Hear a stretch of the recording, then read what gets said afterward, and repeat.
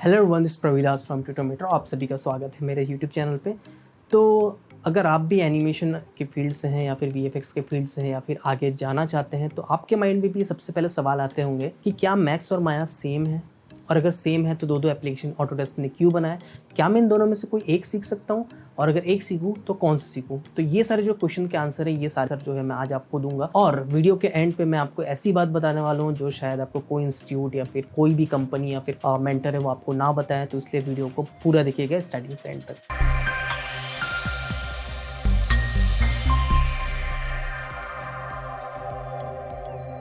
तो दोस्तों, जैसा कि आपको पता है कि 3ds मैक्स और माया दोनों ही जो है 3D एप्लीकेशन ही है, दोनों का यूज़ भी सेम ही है ऑलमोस्ट।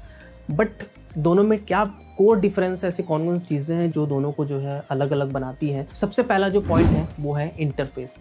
तो दोस्तों, अगर आपने इंटरफेस यूज़ किया होगा, अगर आप मैक्स यूज़र हैं और आप माया भी यूज़र है, तो आपको ये पता होगा कि माया का जो इंटरफेस है वो कहीं गुना ज़्यादा स्मूथ है एज़ कम्पेयर टू मैक्स। मैं जैसे मैक्स भी चलाता हूँ, मैं माया भी चलाता हूँ, तो मुझे कुछ ना कुछ ऐसा लगता है कि मैक्स का जो इंटरफेस है वो उतना ज़्यादा मुझे स्मूथनेस, उतनी ज़्यादा फ्लूइडिटी नहीं दे पाता जितना माया देता है मुझे। आई डोंट नो क्या है, आप लोगों को कैसा लगता है मुझे कमेंट बॉक्स में ज़रूर बताइएगा। व्यूपोर्ट नेविगेशन है माया का, वो प्रोडक्शन लेवल का है। मतलब अगर आप कोई भी सॉफ्टवेयर यूज़ कर लेंगे तो सब में जो व्यूपोर्ट नेविगेशन का सिस्टम होता है माया का भी वैसा ही है। मुझे लगता है कि शायद ये भी एक रीज़न है कि जो माया है उसको प्रोडक्शन में यूज़ किया जाता है और 3ds मैक्स को यूज़ नहीं किया जाता है। दूसरा जो है दोस्तों, वो मुझे लगता है कि Maya is best for character and organic modelling. मैंने मैक्स में भी मॉडलिंग की है, मैंने माया में मॉडलिंग की है। सबसे पहले जब मैं स्टूडेंट था, मतलब बच्चा हुआ करता था, तब मैं क्लास 9-10 में, तो उस टाइम मैं माया सीखा करता था और माया से ही मैंने स्टार्ट किया।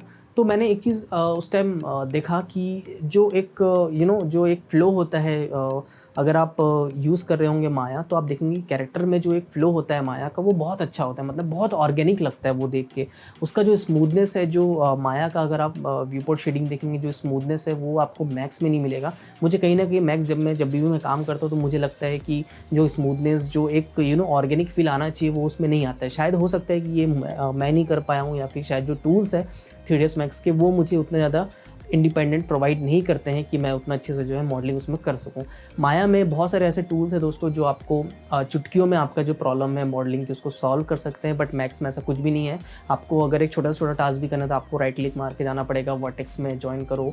तीसरा जो सबसे बड़ा रीज़न है जो मुझे लगता है कि वो है एलेम्बिक कैश का सपोर्ट ना करना। आज के डेट में जब मैं वीडियो बना रहा हूँ तब जो है 3ds max Alembic caches support करता है। बट आज से 2 साल पहले के जो वर्जन आते हैं 3ds मैक्स के, उसमें एलेम्बिक कैशे जो है वो सपोर्ट नहीं करता था। माया जो है 2013 से ही जो है एलेम्बिक कैशे उसने सपोर्ट में ला लिया था, और एलेम्बिक कैशे जो है प्रोडक्शन पाइपलाइन का एक बहुत ही इंपॉर्टेंट हिस्सा है। फोर्थ जो मेथड है वो मुझे ऐसा लगता है कि वो है स्किनिंग। मतलब अगर आपने मैक्स 3ds मैक्स में भी स्किनिंग की होगी, जो स्किनिंग का मेथड है वो कहीं ज़्यादा कॉम्प्लिकेटेड है 3ds मैक्स का एज़ कम्पेयर टू माया। मतलब माया में अगर आपने स्किनिंग की होगी तो आप देखेंगे कि पेंट वेट टूल से आप बहुत अच्छी स्किनिंग कर सकते हो, बहुत ईजिली, बहुत अच्छा आपको रिजल्ट मिल जाएगा काफ़ी कम टाइम में भी। मतलब मैंने जब स्किनिंग स्टार्ट की थी 3ds मैक्स में, तब मैंने देखा था कि मतलब स्किनिंग करने में मुझे बहुत ज़्यादा प्रॉब्लम आ रही थी। मतलब मुझे समझ नहीं आ रहा था कि उसमें इतने ज़्यादा शेड्स थे। मतलब पहले रेड था, फिर ग्रीन था, फिर ब्लू था।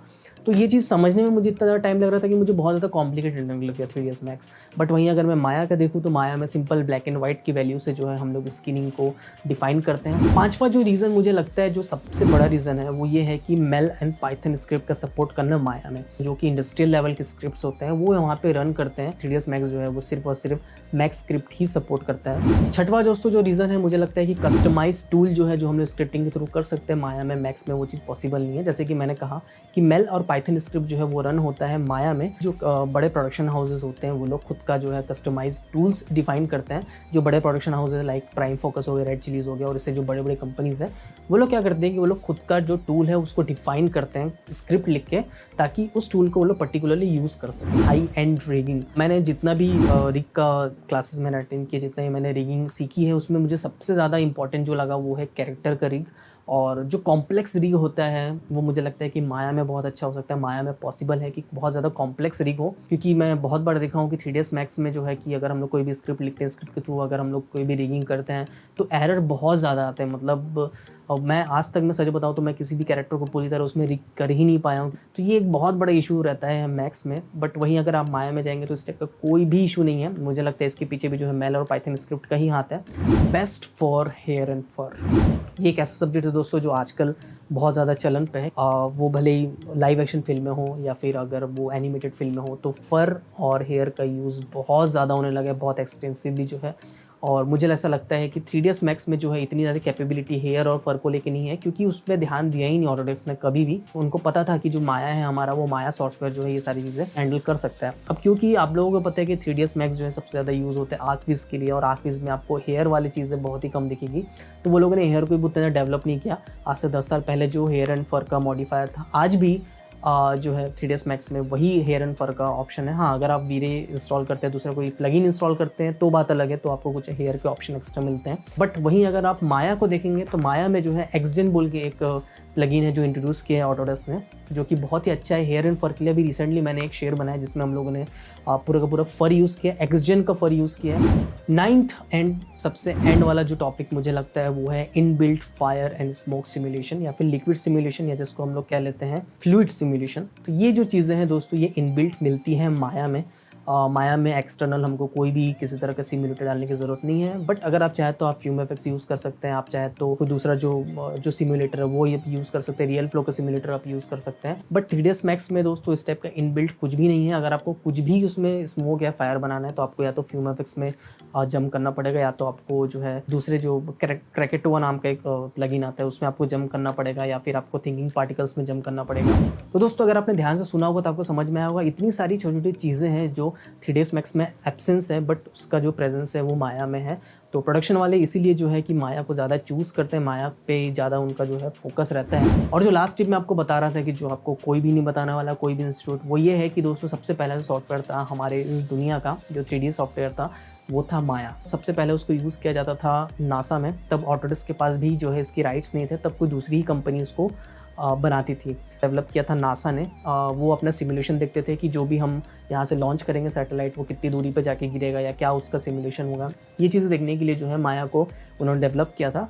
और तब माया इतना ही महंगा हुआ करता था कि आम लोगों के लिए वो एक्सेसिबल नहीं था, आप तक नहीं पहुँच सकता था। बट जब धीरे धीरे जैसे सॉफ्टवेयर अपडेट होते गया और उनको लगा कि नहीं, अब ये जो है नॉर्मल लोगों के लिए जो है इसको खोल देना चाहिए, तो वो लोगों ने खोल दिया इस चीज़ को। मतलब कि अब जो है ये ओपन हो गया सॉफ्टवेयर माया, और इसको जो है फिल्म इंडस्ट्री वाले सबसे ज़्यादा पहले यूज़ करने लगे। हॉलीवुड वाले जो सबसे पहले जो है माया का यूज़ करने लगे अपने 3D ग्राफिक्स के लिए।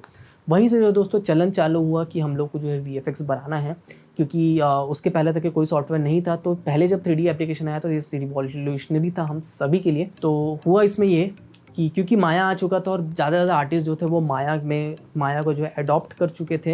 ये भी एक रीज़न है कि दूसरे सॉफ्टवेयर को इतनी जल्दी अडॉप्शन नहीं मिल पाया। उसके बाद जितने भी सॉफ्टवेयर है, लाइक 3ds मैक्स हो गया, सिनेमा 4D हो गया, हुडिनी हो गया, या फिर जो भी दूसरे सॉफ्टवेयर है, वो कभी भी माया की जगह नहीं ले पाए, क्योंकि आज भी जो आर्टिस्ट हैं उनकी पहली पसंद माया ही है। तो दोस्तों आपके लिए वीडियो कैसा लगा? मुझे लगता है कि बहुत इन्फॉर्मेटिव लगा होगा। अगर आपका कोई भी पार्ट मेरे से छूट गया है जो आपको लगता है कि ज़्यादा अच्छा है माया में या मैक्स में, तो प्लीज़ मुझे कमेंट बॉक्स में जाकर ज़रूर बताइएगा। और अगर आप नए हैं मेरे चैनल पे तो प्लीज़ सब्सक्राइब करके हम सबको मोटिवेट ज़रूर कीजिएगा। तो दोस्तों आपके लिए वीडियो मेरा कैसा लगा मुझे कमेंट बॉक्स में जाकर ज़रूर बताइएगा। और अगर वीडियो सच में बहुत अच्छा लगा हो तो प्लीज़ मेरी वीडियो को लाइक करने के बाद अपने दोस्तों के साथ शेयर ज़रूर कर दीजिएगा। अगर आप मुझे सच में सपोर्ट करना चाहते हैं तो प्लीज़ मेरे चैनल को सब्सक्राइब करने के बाद बेल आइकन दबा दीजिए। अगर आपको किसी भी एनिमेशन या VFX के रिलेटेड सॉफ्टवेयर पे पेड ट्यूटोरियल चाहिए तो आप मुझे डिस्क्रिप्शन दिए मेल ID पे कॉन्टैक्ट कर सकते हैं। तब तक के लिए दिस प्रविदास साइनिंग ऑफ।